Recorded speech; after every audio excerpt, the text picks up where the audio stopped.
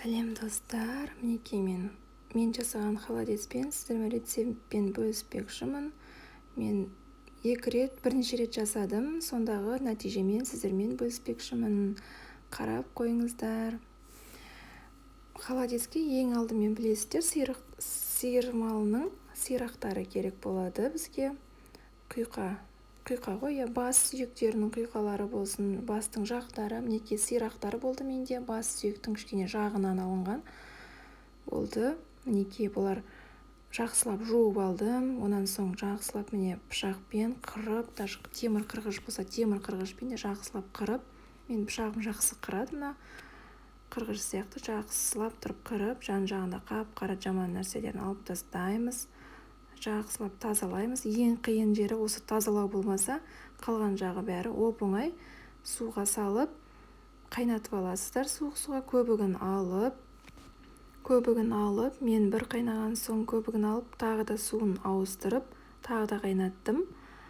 Көбігін тағы да алып, мінекей 8-9 сағат қайнаттым мен.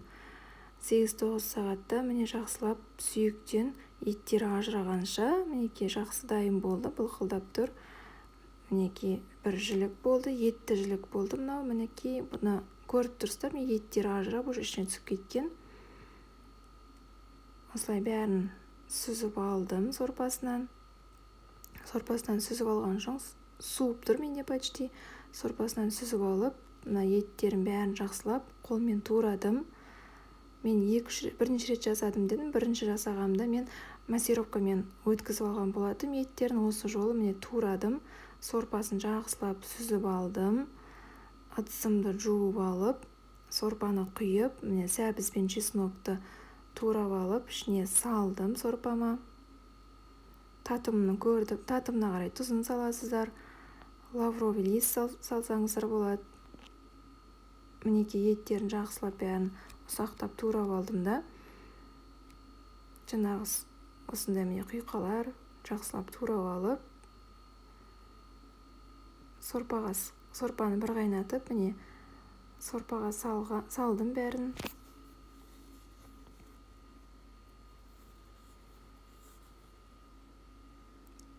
Осы жолы сорпаға салып, бірінші жасағанда массировкамен айналдырып алып, етті бірінші кесеге салып, үстіне сорпаны бөлек жасаған болатын. Осы жолы сорпаға сразу бәрін салып жібердім, жақсылап араластырдым. Татымына қарай міне бұрыш қоссаңыздар да болады, қара бұрыш, қара горошек, домалақ бұрыштар салсаңыздар да болады. Ыдыстарымды дайындап алдым, алдын ала астына петрушка менде, огурциларды, қиярды жақсылап жұқа қылып турап, тарелканың астына жақсылап қойдым, бетіне әдемі болып тұратындай. Мінекей үстіне сұйықтығымызды құйдық, қатты ыстық емес менде.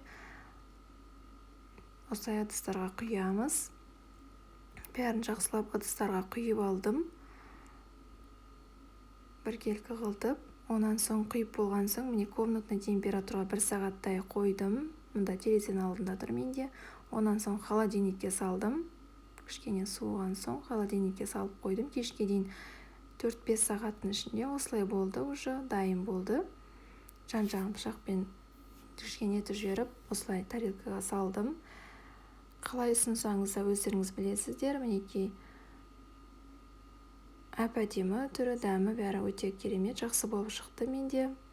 Қорықпай жасай беріңіздер. Мен бұрыншы қорқатым, қалай шығады екен деп ата-анамнан рецептін алдым да, осылай жасап шықтым. Өте керемет. Қазақша атауы дірілдеуік дейміз ба? Дірілдеуік, холодец. Мінекей жарықта өте әдемі көрінеді. Міне терезенің алдына түсірген. Етті өте дәмді болды. Кез келген уақытта жей бересіздер. Ас болсын, жасап көріңіздер.